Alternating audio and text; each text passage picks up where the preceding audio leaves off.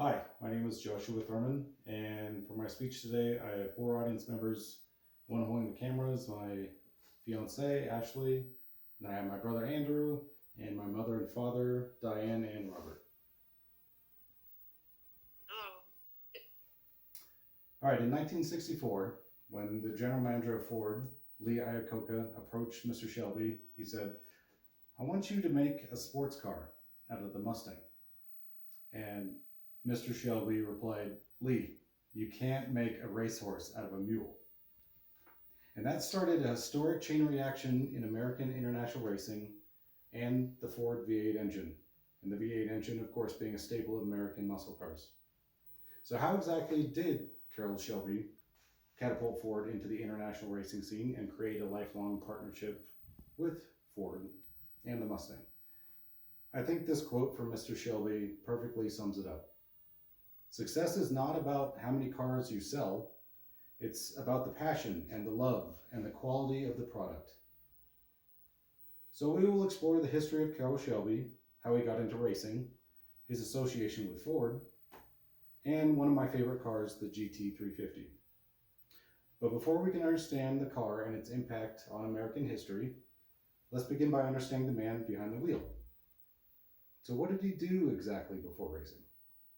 Well, Carroll Hall Shelby was born in 1923 in eastern Texas, and in 1942 he joined the Army Air Corps for World War II as an officer, and he piloted many different types of aircraft, mostly bombers, to include the B-18, B-25, the B-26 Marauder, which was his favorite, B-17 Flying Fortress, and finally the Super Fortress, the B-29.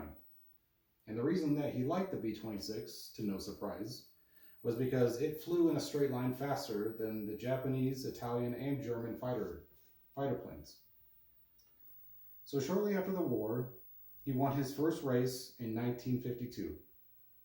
Before being invited to join the Team Aston Martin 2 years later in 1954, Mr. Shelby had won a whopping 12 races in only 2 years.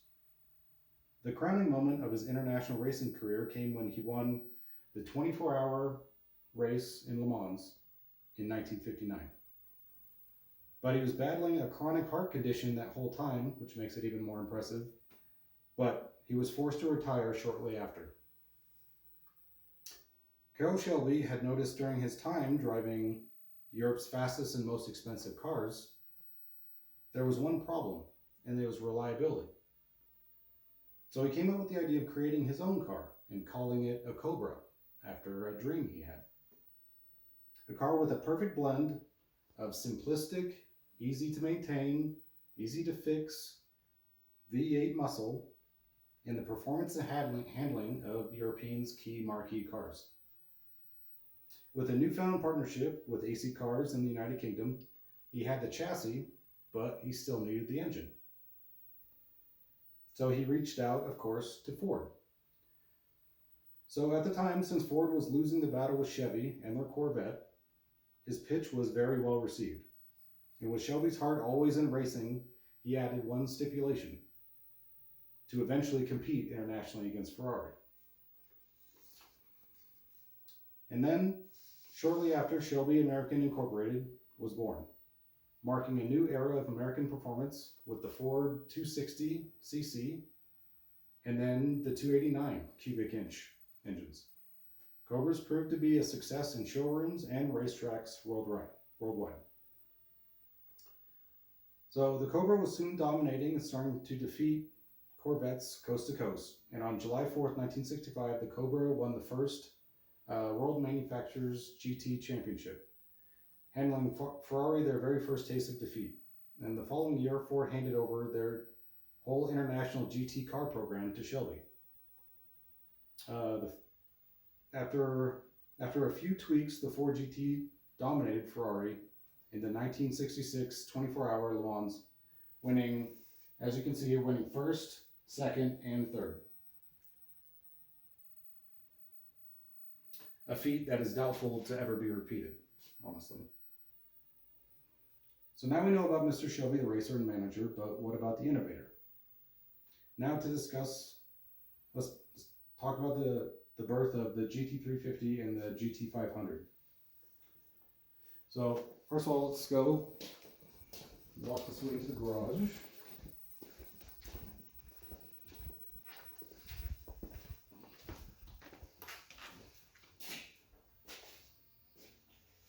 So the first GT350, as you can see from here, was produced in 1965 through 1970. And during that time frame, the GT500 in 1967 was also created. But first, Ford had to enlarge the engine bay of the Mustang greatly to fit the 428 cubic inch big block V8. Now, to put that in perspective, my 2019 GT350 has a 5.2 liter Voodoo engine, which puts out 526 horsepower. So the original GT500, with its 528 cc cubic inch, is a whopping 7 liter engine, which is substantially larger, with only 355 horsepower. So like, no wonder Ford had to increase the size of its engine bay just to fit that beast. So in 1968, with many achievements and accolades, thanks to Shelby, of course, Ford assumed production and control over Shelby automobiles. And since then, thus, Carroll Shelby retired in 1970 from the car business. So, as you can see, there's a tremendous amount of history and information on American muscle with the rise and fall of its popularity. But in my heart, I will always love cars and what it means to have a piece of that history, and nothing quite takes the place of an American-inspired V8, especially a Shelby. So I think the late great Mr. Shelby said it best, that these cars are meant to be driven, so enjoy the hell out of it. Not just look at it when it's clean. So whatever you like to ride or drive, enjoy.